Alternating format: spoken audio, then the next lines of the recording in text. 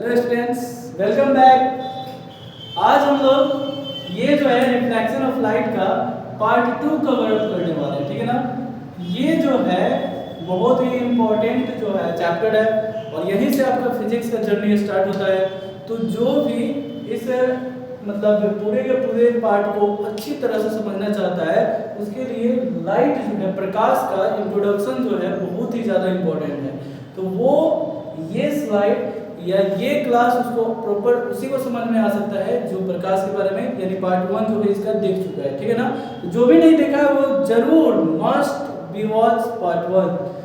तो इस वीडियो में हम लोग जो है चैप्टर स्टार्ट कर रहे हैं जो है प्रकाश का परावर्तन। पार्ट 1 में हम लोग प्रकाश का टोटली इंट्रोडक्शन हम लोग देख चुके थे, ठीक है ना।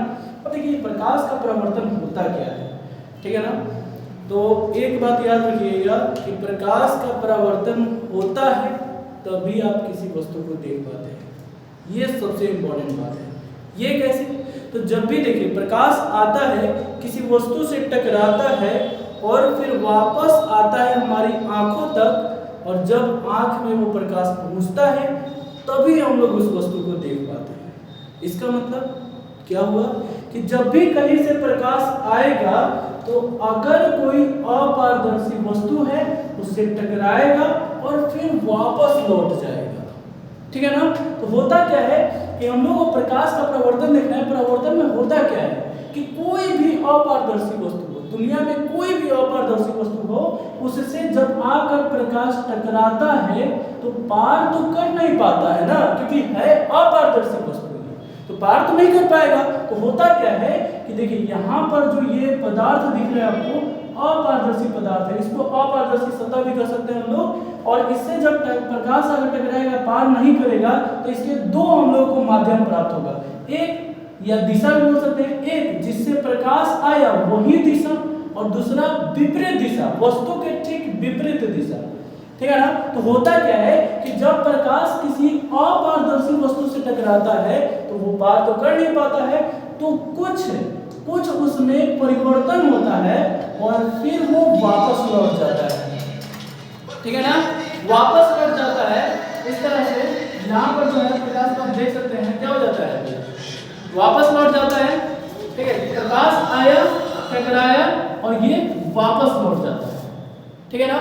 ये पार नहीं करता है, ये वापस लौट जाता है, याद रखना है। लेकिन यहाँ पर याद रखना है कि उसी पथ पर वापस नहीं लौटता है, यहाँ पर उसके रास्ते बदल जाते हैं। भले दिशा वही है, जिस दिशा से प्रकाश आया उसी दिशा में वापस लौट गया, लेकिन वो पार नहीं करता है और उसी पथ पर वापस नहीं लौटता है। क्या मतलब कि जब भी किसी अपारदर्शी वस्तु से प्रकाश आकर टकराता है तो वो उसी दिशा में वापस लौट जाता है, ठीक है ना। तो प्रकाश के गुण हम लोग पढ़े हैं कि वो जिस पथ मतलब प्रकाश हमेशा सीधे रास्ते से जाता है, यहाँ तो ये मुड़ गया, मतलब ये प्रकाश की एक घटना हो गई और इसी घटना को प्रकाश का परावर्तन कहा जाता है। यानी प्रकाश का परावर्तन क्या है? तो जब किसी अपारदर्शी सतह पर कोई प्रकाश की किरण आकर टकराती है और उसी माध्यम या उसी सतह उसी दिशा में वापस लौट जाती है तो इस घटना को प्रकाश का परावर्तन कहा जाता है। एक बार और रिपीट कर रहे हैं, आप लोग नोट डाउन कर लीजिएगा। जब किसी अपारदर्शी सतह पर कोई प्रकाश आकर टकराती है तो वह उसी दिशा में वापस लौट जाती है। प्रकाश के इस घटना को प्रकाश का परावर्तन कहा जाता है और इसी पर सारा का सारा चैप्टर हम लोगों का बेसिस है, मतलब पूरा निर्भर है। यानी याद रखिएगा। अब देखिए, अब हम लोग को समझना है कि आसपास में जो भी वस्तुएं हैं, ठीक है ना, जैसे दीवार समतल सतह है, अगर पहाड़ का बात करें तो वो क्या है, जिगजैग पाथ है। यानी हमारे आसपास जो है दो तरह की अपारदर्शी वस्तुएं हो सकती है, एक तो समतल और दूसरा जिगजैग। तो दोनों से प्रकाश टकराएगी और उसी दिशा में वापस लौट जाएगी, ठीक है ना। लेकिन देखते हैं हम लोग कि जब किसी समतल सतह से टकराती है ना तो अगर हम लोग समानांतर किरण पुंज लेते हैं तो परावर्तन के बाद हम लोग को समानांतर किरण पुंज प्राप्त होती है। तो इस प्रकार के परावर्तन को हम लोग नियमित परावर्तन कहते हैं। यानी नियमित परावर्तन क्या है? जब किसी समतल अपारदर्शी वस्तु से प्रकाश आकर टकराती है, यानी समानांतर किरण पुंज आकर टकराती है और वो समानांतर परावर्तित हो जाती है तो उसे नियमित परावर्तन कहा जाता है। और जब किसी वक्र सतह से प्रकाश आकर टकराती है तो वो अगर समानांतर भी किरण पुंज हम लोग ले रहे हैं तो वो परावर्तन के बाद किसी भी तरह से दिशा जो है, किसी भी तरह से वो मतलब प्रकाश जो है वो चली जाती है। तो ऐसे परावर्तन को हम लोग अनियमित परावर्तन कहते हैं। यानी समतल सतह से नियमित परावर्तन और वक्र सतह से अनियमित परावर्तन होता है। अब बात आता है कि जैसे इसमें 3 प्रकाश लिए, 3 किरण पुंज, तो ये तीनों का तीनों बाहर निकाल दिया। क्या दुनिया का हर एक अपारदर्शी वस्तु जिस पर जितना प्रकाश आता है क्या सारा का सारा वापस लौटा देता है? ऐसा नहीं है, ठीक है ना। यानी जितना प्रकाश आए उतना ही प्रकाश वापस लौटना चाहिए, तब इसका स्टडी हम लोग का बेटर हो सकता है। और ये वही कर सकता है कौन सा? तो सिर्फ और सिर्फ दर्पण। अब दर्पण के बारे में थोड़ा सा हम लोग देखेंगे, ठीक है ना। तो ये बात याद रखिएगा कि हम लोग उसी वस्तु के बारे में बात करेंगे जो 100% अच्छा हो। और वैसे भी याद रखिएगा समाज में 2 ही तरह के व्यक्ति को ज्यादा इंपॉर्टेंस मिलता है, एक वो सबसे बेटर हो और एक जो सबसे लोएस्ट हो, ठीक है ना। मिडिल वाले का कुछ नहीं होता है। उसी तरह से जो एक जिससे प्रकाश 100% परावर्तित हो जाए वो सिर्फ और सिर्फ दर्पण है। इसीलिए प्रकाश के परावर्तन में हम लोग स्टडी करने के लिए दर्पण का ही प्रयोग करते हैं। अब दर्पण क्या है? तो जब किसी हम लोग कांच को लेते हैं और कांच को लेकर किसी एक पार्ट को हम लोग कलर कर देते हैं, किसी एक सतह को कलर कर देते हैं, तब इससे जो ये हम लोग को प्राप्त होता है ये अपारदर्शी बन जाता है। और इससे जो है हम लोग क्या बोलते हैं? दर्पण बोलते हैं। यानी कांच की किसी एक सतह को कलर कर देने पर वो प्रकाश का परावर्तन करने लगता है और उसी को क्या कहा जाता है? दर्पण। दर्पण के कई प्रकार होते हैं। उससे पहले हम लोग देखेंगे कि आखिर यहाँ से प्रकाश आया तो ये कैसे चला गया, ये क्या किसी रूल को फॉलो कर रहे हैं या फिर ऐसे ही फंक्शन कैसे भी चला जा रहा है? तो नहीं, रूल को फॉलो करता है और वो कहलाता है प्रकाश के परावर्तन का नियम। तो मिलते हैं नेक्स्ट स्लाइड में, ठीक है। तो यहाँ पर हम लोग परावर्तन के नियम देखने वाले हैं, लेकिन परावर्तन का नियम देखने से पहले, क्योंकि उसमें कुछ हम लोग इंपॉर्टेंट फैक्ट्स देखने वाले हैं परावर्तन के नियम में, तो कुछ नाम जो है वो आपको पता होना चाहिए। क्या होता है? तो ध्यान से समझिएगा। देखिए, जो किरण आकर टकराने वाला, देखिए हम लोग यहाँ पर किरण पुंज भी ले सकते हैं, लेकिन स्टडी करने के लिए एक किरण ही काफी होता है, ठीक है ना। एक यहाँ पर किरण आया और जो किरण आकर सतह से टकराता है उसको आपतित किरण कहा जाता है। इसको प्रॉपर आप लोग नोट डाउन कर लीजिएगा, ठीक है ना। जो किरण आकर सतह से टकराया वो है आपतित किरण, और टकराता है जिस बिंदु पर भी आकर टकराया उस बिंदु को हम लोग आपतन बिंदु बोलते हैं। और ये सारे के सारे नाम बहुत बार, हर बार यूज होने वाले हैं, सो दैट आप लोग बहुत प्रॉपर तरीके से ध्यान में रखिएगा कि जो किरण आकर टकराया आपतित किरण, जिस बिंदु पर आकर टकराया आपतन बिंदु। और आपतन बिंदु जो होता है, ये जो हम लोग का सतह दिख रहा है, इस सतह के भी 2 भाग होते हैं। एक वो जो पेंट किया हुआ है जिसको पेंटेड सरफेस कलई सतह कहा जाता है, और दूसरा वो जिस पर आकर प्रकाश टकरा रहा है वो परावर्तक सतह कहलाता है, ठीक है ना। तो ये बात याद रखना है, जो किरण आकर टकराया आपतित किरण, जिस बिंदु पर टकराया आपतन बिंदु, और ये जो परावर्तक सतह है उस पर एक लंबवत हम लोग काल्पनिक रेखा खींचते हैं। काल्पनिक रेखा खींचते हैं जिसको अभिलंब कहा जाता है, नॉर्मल, ठीक है ना। अभिलंब कहा जाता है, इसको n से डिनोट किया जाता है, हमेशा याद रखना है। अब देखिए, याद रखिएगा, उसके बाद जो किरण टकराने के बाद परावर्तित होता है उसको परावर्तित किरण कहा जाता है। देखिए, प्रॉपर तरीके से आप लोग डेफिनेशन आसानी से याद कर सकते हैं, इसको लिखने का जरूरत भी नहीं है, सबका डेफिनेशन अच्छा से याद हो सकता है। एक बार और रिपीट करते हैं, जो किरण आकर टकराया आपतित किरण, जिस बिंदु पर आकर टकराया आपतन बिंदु, परावर्तक सतह पर खींचा गया लंब अभिलंब, टकराने के बाद यानी परावर्तन के बाद जो किरण प्राप्त हुआ वो परावर्तित किरण। उसके बाद 2 और नाम याद रखना है। ये जो अभिलंब है बहुत काम का चीज है, लेकिन होता काल्पनिक है, वो दिखता नहीं है, और लेकिन होता है अभिलंब होता है, ठीक है ना। तो अभिलंब और आपतित किरण के बीच का जो कोण होता है ना उसको आपतन कोण कहा जाता है, इंसिडेंट एंगल, सो दैट इसको आई से हम लोग डिनोट करते हैं, ठीक है ना। उसी तरह से अभिलंब और परावर्तित किरण के बीच के कोण को परावर्तन कोण कहा जाता है, रिफ्लेक्टेड एंगल, सो दैट इसको आर से डिनोट किया जाता है।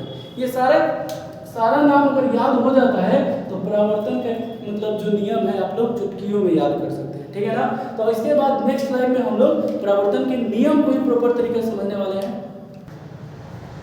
ठीक है। तो अब हम लोग समझने वाले हैं परावर्तन के नियम, ठीक है ना। परावर्तन का नियम जो है बहुत ही ज़्यादा इंपॉर्टेंट है आपके एग्जाम के लिए, ठीक है ना। तो याद रखना है कि परावर्तन के नियम को जो है अच्छे तरह से समझने के लिए कुछ इंपॉर्टेंट अभी जस्ट पॉइंट आपको हम बताए हुए थे। ये जो किरण आता है उसको आपतित किरण, ये अभिलंब, ये परावर्तित किरण, आपतन बिंदु और ये परावर्तन बिंदु है। आपतन कोण, परावर्तन कोण है, ठीक है ना। तो इसको याद रखना है। के साथ साथ यहाँ पर देखिए ध्यान से, जो नियम है ये होता क्या है कि जब किरण आता है यहाँ पर आया तो आकर किसी न किसी सतह से टकरा रहा है, वो ये वाला सतह है, ये एक तल है हम लोग का, सतह है। मान लेते हैं हम लोग दर्पण को ऐसे लेते हैं, प्रकाश ऐसे आकर टकरा रहा है, तो ये क्या है, सतह है हम लोग का, सतह। तो ये एक तल है, इसी पर आकर टकरा रहा है और यहीं से हम लोग अभिलंब खींच रहे हैं और यहीं से उत्पन्न हो रहा है क्या, परावर्तित किरण। ये क्या है हम लोग का, परावर्तित किरण है, आपतित किरण है और ये अभिलंब है। तो तीनों का तीनों अगर देखे, तीनों का आधार जो है वो क्या है, ये एक तल है। तो यही कहा जाता है पहला नियम कि आपतित किरण, परावर्तित किरण तथा आपतन बिंदु पर खींचा गया अभिलंब तीनों एक ही तल में होते हैं। यही नियम है पहला, यानी आपतित किरण, परावर्तित किरण तथा आपतन बिंदु पर खींचा गया अभिलंब तीनों एक ही तल में होते हैं। यही पहला नियम है, ठीक है ना। सेकेंड लॉ बहुत इंपॉर्टेंट, और इसके दो नियम होते हैं, दोनों नियम याद रखना। ऑब्जेक्टिव में ये भी पूछ सकते हैं आपके, परावर्तन, प्रकाश के परावर्तन के कितने नियम होते हैं, तो दो। अपवर्तन के भी दो नियम होते हैं। और आप लिख नहीं कीजिएगा, चैप्टर आप अच्छे तरीके से स्टडी कर ले, चैप्टर समझ में आ जाता है। यानी समझ लीजिए कि फर्स्ट चैप्टर का रिवाइज है चैप्टर 2, ठीक है ना।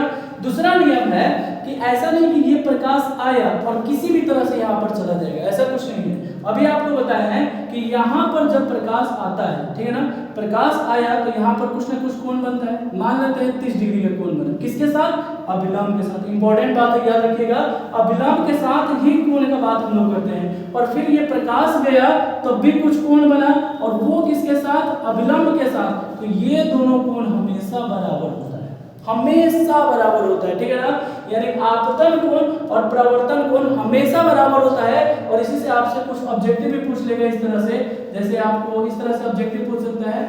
मान लीजिए ये अभिलंब है, बोलेगा ये जो है डायग्राम के साथ ही आपको पूछ लेगा, ठीक है ना। ये आपतित किरण है, परावर्तित किरण है, मान लेते हैं ये 30 डिग्री के एंगल बना रहा है, ठीक है ना। तो पूछेगा एंगल R = व्हाट, परावर्तन कोण क्या है। तो देखिए, अगर कोई अच्छा से प्रॉपर तरीके से समझा हुआ नहीं रहेगा तो जानता है वो ध्यान नहीं देगा और सीधा लिख देगा एंगल R = 30 डिग्री, जो कि गलत है। कैसे गलत हो जाएगा, क्योंकि अभी हम लोग बात किए हैं कि आपतन कोण परावर्तन कोण के बराबर होता है। और आपतन कोण क्या होता है, अभिलंब और आपतित किरण के बीच का कोण, और अभिलंब और परावर्तित किरण के बीच के कोण को परावर्तन कोण कहा जाता है। तो ये 30 डिग्री है तो अभिलंब 90 डिग्री का कोण बनाता है, ये हम लोग जानते हैं। तो अगर ये 30 डिग्री है तो दोनों का योग, यहाँ से दोनों का योग 90 होना चाहिए, यानी ये हो जाएगा 60, और ये 60 है तो ये भी 60 होगा, यानी परावर्तन कोण का मान कितना हो जाएगा, R = हो जाएगा 60 डिग्री। ये बात याद रखना है। तो इस तरह से ऑब्जेक्टिव भी पूछ सकता है, ठीक है ना। तो हम लोग मिलते हैं फिर नेक्स्ट स्लाइड, ठीक है। तो अभी हम लोग इस स्लाइड में देखने वाले हैं दर्पण, ठीक है ना। इस चैप्टर का ये जो है समझ लो कि ये पूरा का पूरा मेन है, मतलब इस चैप्टर की ये जान है दर्पण, क्योंकि इसके बाद जो भी हम लोग का टॉपिक होगा वो सारे के सारे दर्पण ही होंगे। अभी तक जो है हम लोग पार्ट 1 में इसके पूरे के पूरे प्रकाश के बारे में कवर किए। उसके बाद इस मतलब पार्ट में हम लोग जो है प्रकाश का प्रवर्तन पूरा डिटेल से समझे हैं। फिर उसके बाद प्रकाश के प्रवर्तन के नियम भी हम लोग देख चुके हैं।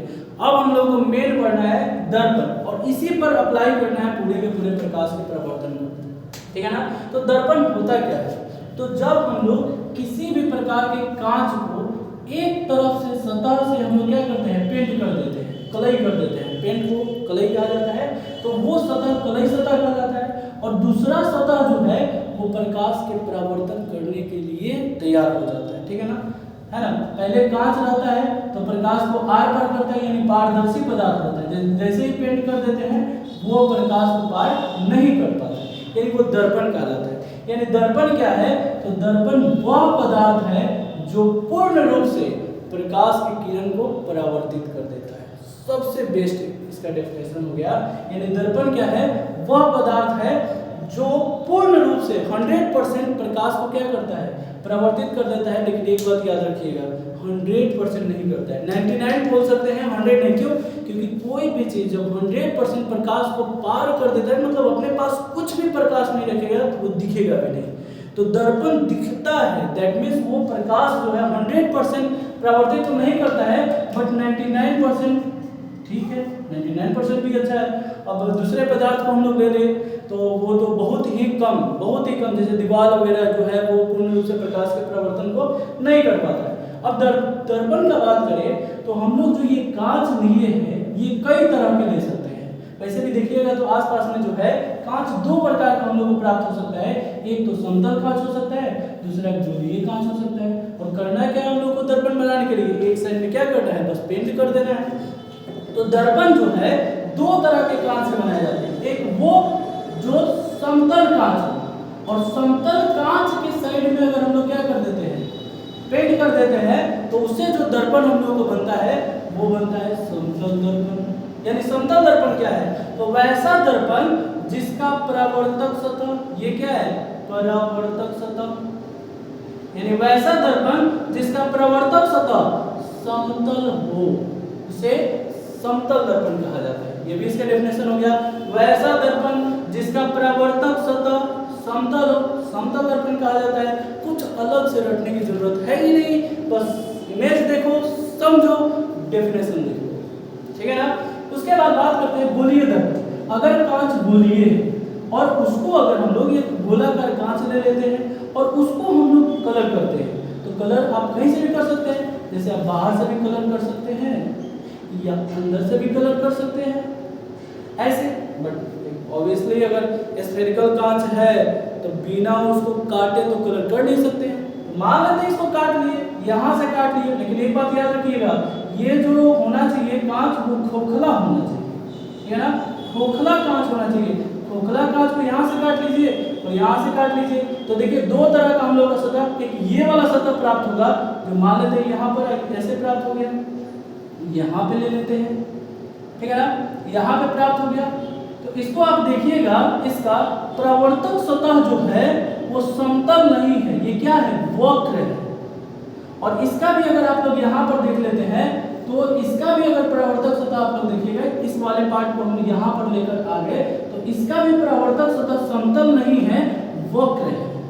तो जब किसी दर्पण का परावर्तक सतह वक्र हो तो उसे गोलीय दर्पण कहा जाता है।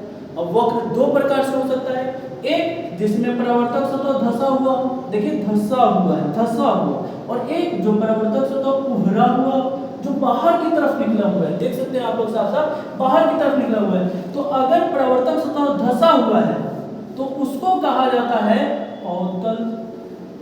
और इंग्लिश याद करना तो आसान होता है, कॉनकेव, केव मतलब गुफा, और गुफा अंदर की तरफ होता है, उसी से आप याद कर सकते हैं कॉनकेव, अवतल, अवतल दैट मींस अंदर की तरफ। अब बोलिएगा कि इंग्लिश वाला तो आप बता दिए, हिंदी वाला क्या, तो इंग्लिश वाला में इसमें ट्रिक और हिंदी वाला में इसमें ट्रिक देख लो, उतल, इसी से शब्द बन जाएगा उठल। एक भोजपुरी में शब्द है उठल, देखो इसका प्रवर्तक सतह कैसा है, उठा हुआ है, उभरा हुआ है, ठीक है ना, इसको दिखना नहीं है, ठीक है, ध्यान रखना, ठीक है ना। तो इसका प्रवर्तक सतह जो है कैसा है, उठा हुआ है, उभरा हुआ है, तो इसको उत्तल दर्पण कहा जाएगा। यही डेफिनेशन है इसका। अवतल दर्पण क्या है, वैसा गोलीय दर्पण, वैसा गोलीय दर्पण जिसका परावर्तक सतह धंसा हुआ हो, वैसा गोलीय दर्पण जिसका परावर्तक सतह धंसा हुआ हो अवतल दर्पण कहलाता है। और वैसा गोलीय दर्पण जिसका परावर्तक सतह उभरा हुआ हो वो उत्तल दर्पण कहलाता है। तो इस प्रकार से हम लोग दर्पण का जो है इंट्रोडक्शन पूर्ण रूप से हम लोग कंप्लीट कर दिए हैं। अब देखेंगे कि किसी दर्पण पर प्रकाश की किरण को लाते हैं तो वो जाता कहाँ से है। अगर ये पता लग जाए, इसलिए हम लोग एक नया टॉपिक स्टार्ट करेंगे, प्रतिबिंब, जो 100% आप लोग को समझ में आएगा, ठीक है ना। मिलते हैं।